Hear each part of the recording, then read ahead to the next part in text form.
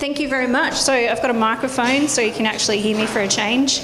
I just wanted to say I've just talked about things that I thought, a couple of things that I've been asked to talk about, but there's a few things that I think are probably pretty valuable for you to know at the moment. So just starting with it is perennial ryegrass staggers. I feel like most of you already know how to deal with this pretty well. You know your cattle and you know which paddocks are affected, but it's just the basics. So leave them alone as much as you possibly can. Some people try and rotate them a lot. Don't do that, just stresses them out. But make sure you're checking your troughs and dams. Sometimes if it's on foot, that's really helpful because it's nice and quiet and calm, but sometimes if your cows aren't used to seeing you on foot, that might stress them out. So you know what stresses your cows out, so try and avoid that as much as possible. You already know which paddocks cause the issue, so if you can avoid grazing young stock on that, it's a major benefit. Sorry, I'm in the road. So even if you have to use sacrifice paddocks or follow young stock on older stock, that's useful. I say supplementary feed, that's a really great thing. If you can get something else in their bellies with the ryegrass, that's really helpful. But look, it's just do the best you can. A big thing is if they do have seizures, don't panic and rush in and try and help because you'll just make it worse. At the end of the day, cows are a prey animal and we're a predator, so they probably think you're coming in to murder them. It makes it much, much worse. So what happens when they have a seizure is that generally they overheat and it can cause brain damage, which can be long-lived, but it doesn't take much brain power to eat grass. So most of the time, if they've had a seizure and they recover, they'll be okay. But just, yeah, if you can, leave them alone as much as possible. But I haven't talked about this too much because I feel like everyone's already got a pretty good handle on it and knows how to deal with it pretty well. But yeah, just something to consider. A big thing this year to really not skimp on is your clostridial disease vaccination. A 5-in-1, I think it's like 50 cents per head. You 4 to 6 weeks apart for your first booster and then annually. I think that's pretty cheap because if you lose a couple, it pays for yourself pretty quickly. And there's not a year that I go through that I don't see a couple that are affected at least by pulpy kidney. This year it's particularly important just because pulpy kidney loves a rapid change to a high carbohydrate diet. So that really happens when you're feeding carbohydrates. So a lot of people have started supplementary feeding, so that's really important. It also is really important when the grass takes off, and it's always your fat cattle that get affected the most. So your best ones are the ones that usually get taken. So for 50 cents a head for the 5-in-1, or the 7-in-1, which is even better because it does lepto as well, but it's about an extra $2 per head. But I appreciate it because I'm the one that's usually rolling around in their birth juice, so and at the risk of getting lepto, so if you do that, thank you, I appreciate it. But yeah, don't skimp on it this year, it's really important. Yeah? Pardon? Oh, yeah, so a big thing with pulpy kidney is... Oh, hang on, I'll go back. With pulpy kidney, it only really... The rest of the vaccine lasts for 12 months, but the pulpy kidney portion only lasts for 6. So if you're going through a high pressure period like now, like an autumn break, which we're still waiting for, but or you're going on to feeding concentrates, make sure your clostridial vaccines are in that 6 months area. So that's really important. Just keep that in mind. And often I do see breakthrough with herds because you open them up, you see a mushed up kidney, and people swear, I have 5-in-1 them. I'm like, just give them another shot because it only really gets 6 months out of it. If you're going into a high pressure period like we are at the moment, that's really important. So thanks. Good question, Boyd. I was meant to talk about that. So vitamin A, D and E. Vitamin A has a big role in immune function, eye function and reproduction. So normally we don't have to worry about these three because the precursors of vitamin A and the rest of these vitamins is in green grass. And unfortunately this year we haven't had much of that. So the liver can store vitamin A for up to 4 to 7 months, but if the dams are a bit deficient, the calves will be born deficient. So look, I think it's a really good idea to consider putting this in your pre-calving treatments this year, just because it is going to be an issue. And don't forget about your bulls, because vitamin A, is really important part of making sperm. So your bulls definitely need a booster of that as well. If you're having trouble with pink eye, a vitamin A helps as well, just because it's involved in that eye film and the lacrimation. So definitely worthwhile. I think it's about $2.30 a head. But this year, normally I say don't worry about it, but this year it's definitely worth considering.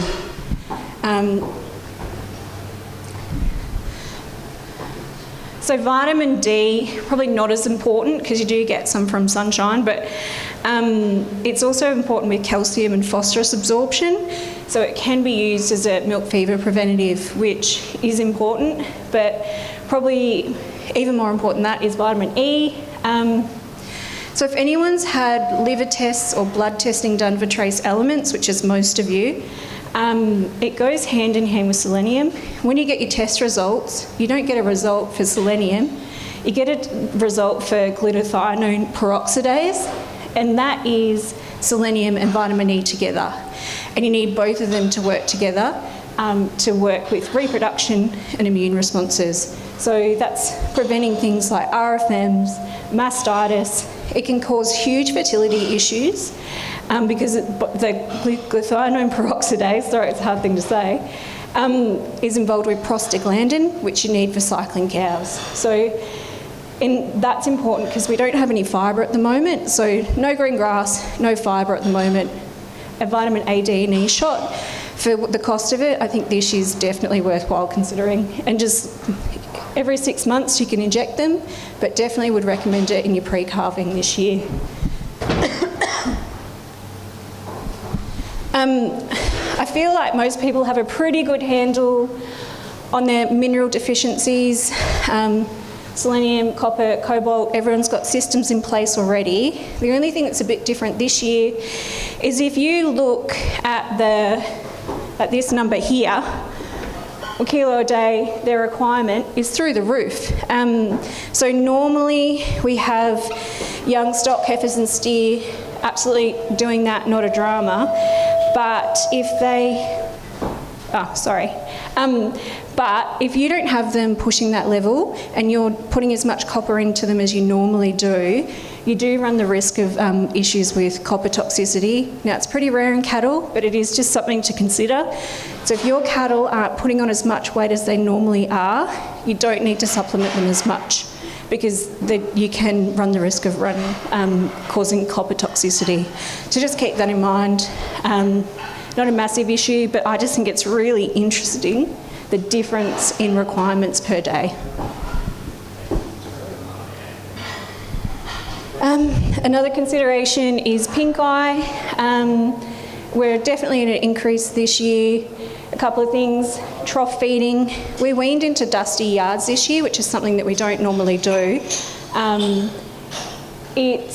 I think considering it hasn't been that bad, however, there has been a few people who've been getting a real hammering from it. If that's the case, just think about there could be pestivirus circling around. Make sure your vitamin A levels are up.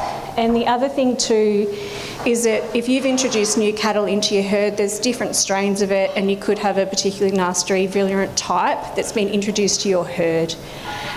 One thing that I find lots of people that I can help with is people knowing when it's still infectious. Probably the biggest giveaway is, so if you look at that top cow, so she's infectious. These ones down the bottom, that's not infectious and that's healing. So knowing the difference, one of the biggest giveaways is, if I can point it out, if you look at her third eyelid here, see how that's really red? That's still infectious. And she's weeping, that's a giveaway. Also, if they're winking and the eye's sore, that means that they're infectious as well. If you come down to the bottom pictures where it's going blue, that's healing. So that's all inflammatory cells coming into the eye. The whiteness is just swelling.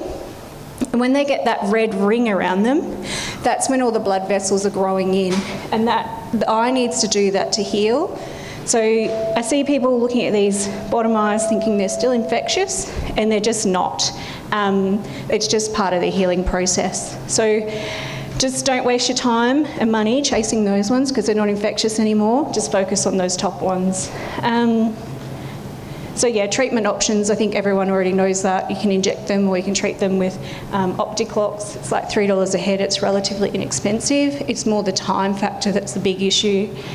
There is vaccinations and things like that, but I feel like we're probably getting past the pink eye issues. Happy to talk to you about it if you have any issues.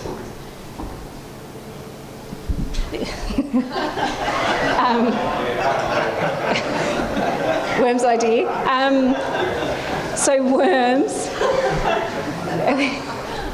Can I just say that we don't have much feed, so it's really important for us to try and not feed. Am I better off standing over here? I don't know where I'm. So we're better off. So what grass we do have, don't let the worms steal it from you. So, so we all know weight loss, poor performance, and see this bottle jaw. If you look there, that's a dead giveaway for worms. There's a few other things that can cause that, but worms is probably the most main issue. So it'll be interesting going into this year because worms are either going to be a non-issue because we had a dry summer, so the worm larvae die on dry, short pasture, but we could also have it really bad this year, and I feel like just be prepared for that because our pastures don't usually get grazed this low. So it takes worm larvae lots of energy to crawl to the top of the sward where they get eaten and ingested. So when the pasture's short, they don't have to crawl up as high and they get ingested much more easily, and because they run out of energy if they're crawling up a tall sward, which is normally what we've got. I don't know if that's making sense, but it could be bad this year. So the other thing to take in consideration is that drench resistance is becoming a huge problem. It's already a huge problem in sheep, but now it's becoming a huge problem in cattle as well. So they recommend using combination drenches. That's a real important one. Long-acting products are great, but if you are using them, make sure you use a primer and a tail cutter. So what that does, because long-acting drenches really can propagate resistance, because that period because the drench is designed to last, it spends a long time below the period where it's actually killing the worms. So if you use a tail cutter at that period, you kill those worms that are a little bit resistant. If you don't use a tail cutter, what happens is those resistant worms stay there and they're half getting killed by the drench and they're half not, and then you get those resistance worms that are left and they all breed up. And that doesn't just affect you and your farm, it affects the people that might come in contact with your cattle's faeces. So that's something to really take into consideration, and it is becoming a huge problem. So the other thing, backlines are really garbage. Only ever use them in combination. They have their sort of place. I know they're really easy to use, but just keep that in mind. Don't use them on young stock, just because cows, they need, part of their dose is they groom each other. Ooh. And lots of little weedy calves don't do any of that mutual grooming because it sounds really mean because they don't have any friends, and they're the ones that need it the most. Did you? Excuse my ignorance. What exactly do you mean by a tail cutter? A tail cutter. So at the end of your long-acting period, so at 8 weeks, you want to give them just another drench. Yeah. Did you have it? I'll ask a similar question. I was just wondering, like, if it's 8 or 9 days long acting, should we do the tail cutter at 80 days? Or? So there's two options actually. So you can give them a tail cutter, so 2 weeks after your 89 days, depending on which product you're using, the end of the effective period, or at that time you can do a faecal egg count. Now that's probably even more better. That's even probably better practice, just so you know, and not wasting money. So just, you've got two options there. Dennis, did you have a... sorry. Now, faecal egg counts are really, really useful. They save you a lot of money. They're only about $30. They're not much stuffing around. The other thing is that Zoetis is actually doing them for free at the moment because they're collecting data from here. So definitely take them up on that. It's really useful and it's free and you get lots of good information from it. And it saves you a job and it also saves you money. So that's something that can be managed quite well. Oh, yeah? What do you say backline? If you talk about oil, Yeah, yeah. why are you Pardon? why don't you like backline? It's not as effective anymore. It relies on the mutual grooming of cattle, and also it's usually really wet here and it gets washed off, and it's just shown to be not as effective. Yeah. That brings me into Osteotargia type 2. So Osteotargia type 2, we're in prime position for it to happen now. It occurs after a period of stress or both, or when you introduce good feed. So that's us now. So what happens is all the larvae that are just sitting in your intestines as little eggs and they're just not doing anything, they just sit there. And that's what happens when you build up worm immunity. That's those larvae, they just sit there, the eggs. But what happens is they go, oh, we've got good conditions now, let's all hatch. And they all hatch at once. And what that does is just absolutely rip apart the gut mucosa, and the intestines can no longer absorb food. Now this kills them pretty quickly, and like I said, it usually occurs autumn to early winter, so that's something that could be happening now. Now you want to do your fecal egg counts before this because you don't get high fecal egg counts when you've got Osteotargia type 2 because all those eggs have hatched. So even though you do your fecal egg count, I've got no worms. My cattle look like this. They've got the bottle jaw. They've got diarrhoea. What's going on? I don't have a high fecal egg count. You won't if you've got Osteotargia type 2 because all those eggs have hatched. So doing a fecal egg count now is good just to give you an idea of where you're at. But just be aware of Osteotargia type 2 and we're in prime conditions for it now. Calcium supplementation is a bit of a contentious one. Lots of people do it and don't have any problems. So I say stay away from supplementing prior to calving. So it's a bit of a complex thing, but so the demand for calcium is so great in the last stages of gestation and early lactation, it can't really be met by supplementing it or just by ingesting calcium. So what the cows generally do is they uptake calcium from their bones, and they also increase their gut absorption if they're in a period of actual low calcium prior to calving. And developing those mechanisms takes time, so it's kind of like training for a marathon. So they need to work up to it. So if you're supplementing calcium, it actually interferes with this process, and you think you're doing the right thing, but you're actually making it worse. So yeah, and the intestines don't absorb calcium as well. So sometimes it's hard because at the moment I've seen some people's pastures have really had the clover kick off. Clover's really high in calcium, so be very wary of that. The other thing too is that lucerne hay is also quite high in calcium. So just in that pre-calving period, be very wary of giving access to those type of feeds, but just if you want to supplement after they've calved, absolutely go for it. So managing a down cow and what to do, this is just basics and I'm sure everyone sort of already knows what to do, but it's pretty practical. Get her sitting up. If she lays flat for any period of time, she can't burp. They burp up or eruptate their rumen contents and then they inhale it and it goes straight into their lungs and they get a really, really nasty pneumonia that you generally can't get on top of and it kills them quite quickly. So that's a pretty straightforward one. If you see a cow that's flat out, she's got rumen contents coming out her nose, she's in big trouble, and you're probably not going to save her. Just keep that in mind. You can try for sure. A big thing is that people really underestimate how much water they need. So a cow that's down needs 100 litres a day. Now that's nearly a full-time bloody job cutting the water, especially because they tip it out all the time. It's really frustrating. So wide-based drinking bowls go a long way, but just be prepared that how much work it takes just to keep them in water. And a given is give her something to eat. Lots of times I'll go see a down cow and she's got nothing to eat. She doesn't have water and anything to eat, she's got no hope. So the other thing that you can do to help is try and prevent her from dragging herself around. A really effective way, if you've got old gates, is just to make a V in front of them. As soon as they start dragging themselves around, they ruin their back and it's game over. They'll never get up. They damage their spinal nerves. So just try and prevent that. And keep in mind, some cows just do not cope with being down and they will just hurt themselves. They panic and scramble around. So some cows don't cope with it and there's nothing you can do to help that.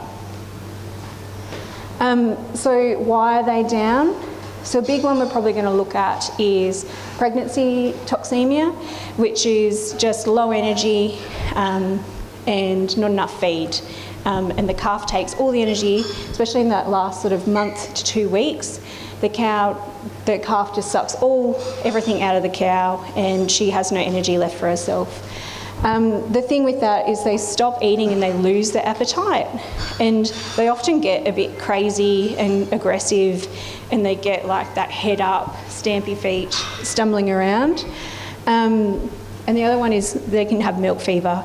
So that's you get a dry nose, S-shaped neck. The thing is, these two look really similar. You're probably not going to tell which one's which, and don't stress about it, because if you have a down cow, you want to treat both of them. The other thing is she could be sick and she just might need some antibiotics or some anti-inflammatories. That's something to consider. And sometimes they just might need a little boost to get them on their way again. So what you can do, every single down cow needs a pack of 4-in-1 and a pack of calcium under their skin. If you're comfortable giving it IV, go for it. Just go really, really slow because you can kill them pretty quick, especially if they've got preg tox and not milk fever. But every cow definitely benefits from both flow packs. I always recommend both. Calcium, just the straight calcium, gets absorbed a little bit quicker than your 4-in-1. But you're covering your calcium, so your hypercalcemia, your preg tox, they need the glucose. So you're covering all bases. It also doesn't hurt to give them some B complex vitamins. They need that if they've got preg tox to utilise their glucose stores from their liver. So that's really important, easy to do. If they've got preg tox, propylene glycol drench, the pink drench, twice a day is really effective. It just gives them glucose for their brain. It also will help stimulate their appetite. So that's something else you can do. Unfortunately, in my experience, if you've got a cow with preg tox and she goes down prior to calving, your chances of getting her up while she's still pregnant are really low, and she's actually got a really poor prognosis. So you can induce calving, caesarean's an option. It's an expensive option, pretty poor prognosis, probably wouldn't recommend it. Or she might just need some antibiotics. When to consider calling it quits? I hate to say it, but everyone at the moment's really busy feeding out and doing a lot of other jobs, so you might just not have the time for an individual cow. And don't feel bad about calling it quits because they do take a lot of work. That 100 litres a day of water, that's a chore in itself. So if you don't have time, cut yourself some slack and do what's kind to her and just put her out of her misery. Don't stuff around if you don't have time. You've got other cows that need things done for them, so focus on that. If a cow can't hold itself up, don't just give up on her. I humanely euthanize her. If they're dragging themselves around like we described and they've got their legs out behind them, if they do that for any period of time, they're no good. They'll probably never ever get up. And if they've been down for over 48 hours, their chances of getting up is like 10% or even less. So cows are so big, they're not designed to lay down. They actually cross their muscles and get compartment syndrome. So they're just not designed for that. So if they're down for 48 hours, I think it's probably time to call it quits. And if you've tried these few things and it hasn't worked, then I say call it quits and just put her out of her misery. Her chances of getting up are very low. And cut yourself some slack too, because it's a lot of work. So don't feel bad, don't let the animals suffer. A big thing that I just want to reiterate is that lots of people are ashamed of the way their cows are looking at the moment.